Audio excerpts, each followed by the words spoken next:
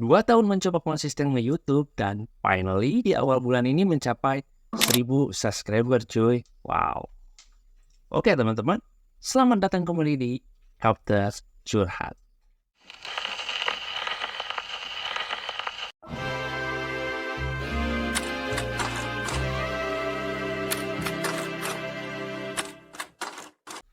Mungkin bagi sebagian orang, apaan sih baru juga 1000 subscriber, kok dibangga-banggakan? Orang lain nyampe di posisi tersebut tuh gampang kali, palingnya juga hitungan bulan atau enggak 3 bulan juga bisa gitu kan. Yap, pasti di antara kalian yang nonton video ini akan ada yang berargumen seperti itu. Memang benar juga gitu kan, statement tersebut tuh tidaklah salah dan itu hak kalian.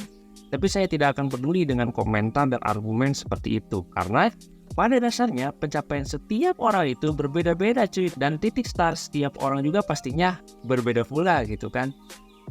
Bagi saya pribadi, perbedaan paling mencolok dari setiap individu ke individu lainnya itu adalah konsisten. Gini deh, di zaman yang serba canggih ini setiap orang pasti akan sangat mudah untuk membuat channel YouTube, terus bikin video, kemudian upload. Sangat amat simpel sekali. Masalahnya adalah seberapa lama kalian akan bertahan dengan rutinitas mengupload. 1 minggu, 1 bulan, dan katakanlah misalkan video pertama kalian itu 0 viewers atau cuma 10 viewers. Ditambah lagi subscriber pun stuck gitu kan. Apakah teman-teman akan tetap bertahan andai kata mengalami posisi seperti itu? Monggo, dipersilakan yang mau ngejawab, boleh banget gitu kan, kalian diskusi di kolom komentar. Dan saya ini bukanlah orang yang jago bikin video cuy. Bahkan saya akui ya, video pertama saya yang ini gitu kan, jujur ketika saya melihat lagi di waktu sekarang ya, asli itu video terjelek. Tapi kalau tidak ada video itu, saya tidak akan memiliki 1000 subscriber seperti sekarang cuy. Karena tidak bisa dipungkiri bahwa video tersebut tuh titik awal saya berani melangkah dan berjalan dunia per-YouTuber cuy. Hikmahnya pun adalah dalam waktu 2 tahun, public speaking di depan kamera saya pun mulai ada sedikit perubahan. Dan hal itu disyukuri banget oleh saya pribadi.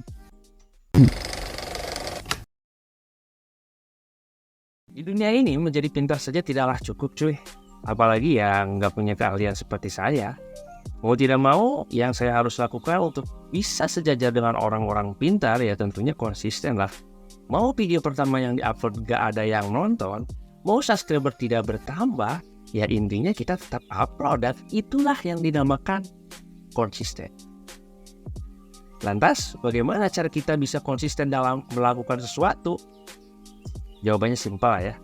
Temukan tujuan yang akan membuat kita tuh ngerasa bergairah setiap hari dan kita membayangkan jika kita sampai di tujuan tersebut, hal-hal menarik apa saja yang akan kita nikmati.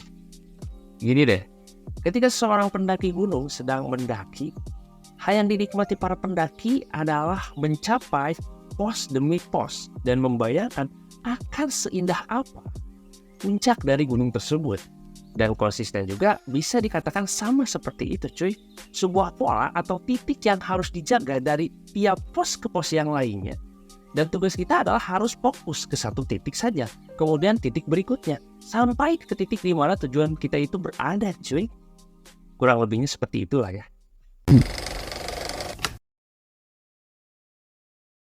Di chapter ketiga ini akan saya ceritakan kisah seseorang yang membuka semangat saya dalam mencapai tujuan. Miss Huna Barber cuy. Dia adalah seorang Miss USA 2016. Tahun 2009 ketika usianya masih 19 tahun, dia masih seorang gadis biasa-biasa saja.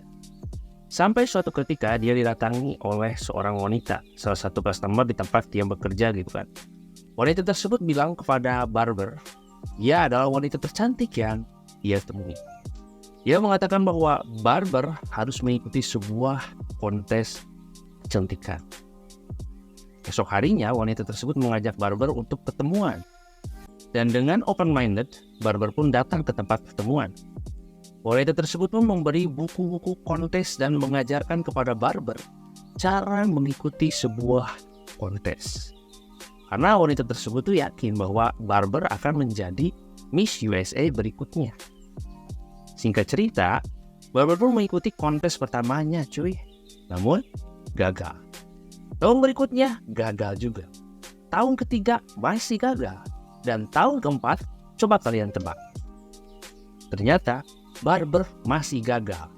Dia pun mencoba lagi di tahun kelima, namun lagi-lagi gagal cuy. Lantas dia pun pantang menyerah dan mencoba lagi dan lagi di tahun ke-6 di tahun 2015 dan lagi-lagi gagal. Keyakinan Barber pun mulai goyah. Lantas menelpon wanita tersebut dan mengatakan, "Kamu bilang aku akan jadi Miss USA selanjutnya. Mana? Aku gagal terus nih. Jangan menyerah Barber, jangan nyerah. Coba lagi. Pasti kamu bisa," ujar wanita tersebut. Namun pada bulan Juni di tahun tersebut, wanita yang memotivasi Barber sejak awal meninggal dunia cuy karena sebuah penyakit. Di tahun 2016, Barber pun masih mengikuti kontes dan coba kalian tebak, Deshauna Barber pun menang di tahun itu, menjadikan dia sebagai Miss USA 2016 cuy. 6 kali berturut-turut gagal dan di tahun ke-7 dia pun berhasil.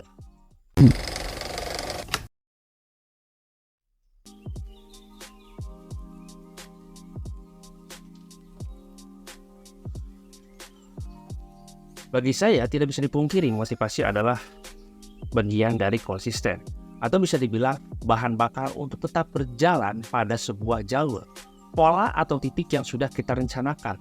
Maka dari itu ketika mood untuk konten sedang tidak baik-baik saja, saya selalu mengingat kisah Deshauna Barber. Dan hasilnya worth it cuy. Semangat saya kembali lagi. Ya tapi ada kalanya hal tersebut juga nggak worth it sih. Tapi tetap saya paksakan untuk konsisten. Mau ada bahan bakar atau tidak ya dorong aja terus. Mau lambat juga yang penting yaitu tadi balik lagi konsisten. Beberapa tahun ke belakang saya itu baru menyadari satu hal cuy. Kita itu jangan pernah takut gagal, tapi takutlah akan sebuah penyesalan. Saya itu menyesal kenapa pas usia 18 sampai 25-an tidak mulai konten. Ketika masih sendiri, bebas dan belum berkeluarga, hanya sebatas paling rutinitas pekerjaan doang gitu kan. Tidak seperti sekarang, saya harus fokus di tempat kerja, pulang kerja bagaimana caranya bisa jadi ayah dan suami yang baik buat keluarga. Jadi intinya pikiran itu tidak sebanyak atau serumit ketika kita masih muda dan belum menikah lah ya intinya mah.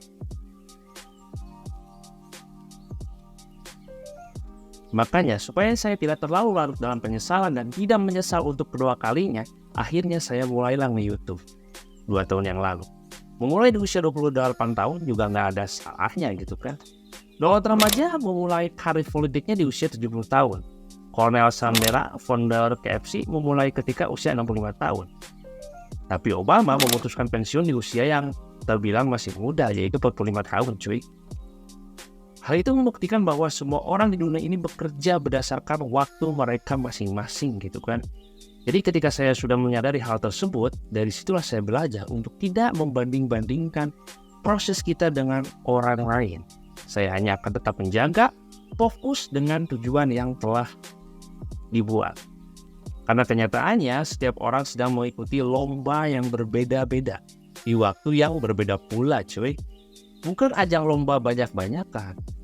Yap, begitulah cara saya selama 2 tahun ini bisa menjaga konsistensi. Barangkali ada yang mau berbagi cerita mengenai cara kalian untuk tetap selalu bisa konsisten. Monggo kita diskusi di kolom komentar cuy.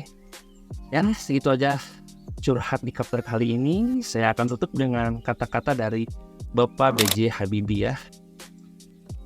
Apabila kamu sudah memutuskan untuk menekuni suatu bidang ya, maka jadilah orang yang konsisten cuy. Terima kasih telah menonton video ini. Sampai jumpa di konten selanjutnya. See you.